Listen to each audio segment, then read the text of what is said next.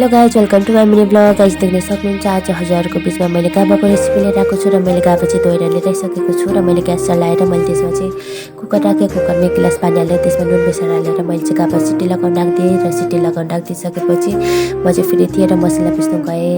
मसला पिसेर आएपछि मैले फेरि गाबा हेरेको त ठिकै रहेछ, पाकिसकेको थियो। त्यसैले मैले चाहिँ कराई राखेँ। कराई राखेर त्यसमा तेल गरम हुन राखिदिएको थियो र गाबा चाहिँ पातलो भएर मैले चाहिँ त्यसमा आटा हालिदिएँ। आटा हालेपछि मैले चाहिँ आलु पनि मसला चाहिँ थियो गाइज।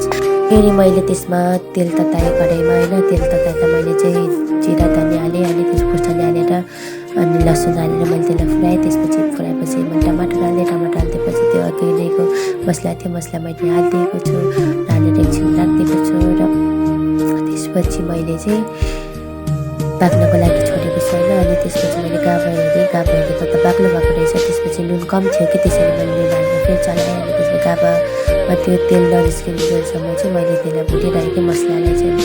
मसला भुटिसकेपछि गाबा पनि हालिदिएँ। हालेर त्यसपछि मैले ढाक्न छोड्दै राखेपछि मैले फेरि खोलेर हेरेँ त मेरो गाबा रेडी भइसकेको थियो र अब यो चाहिँ खाने लायक भइसक्यो गाइस। मेरो भिडियो मन परेमा लाइक कमेन्ट सेयर गर्न चाहिँ नबिर्सिनु होला। सब्सक्राइब पक्कै गर्नु होला।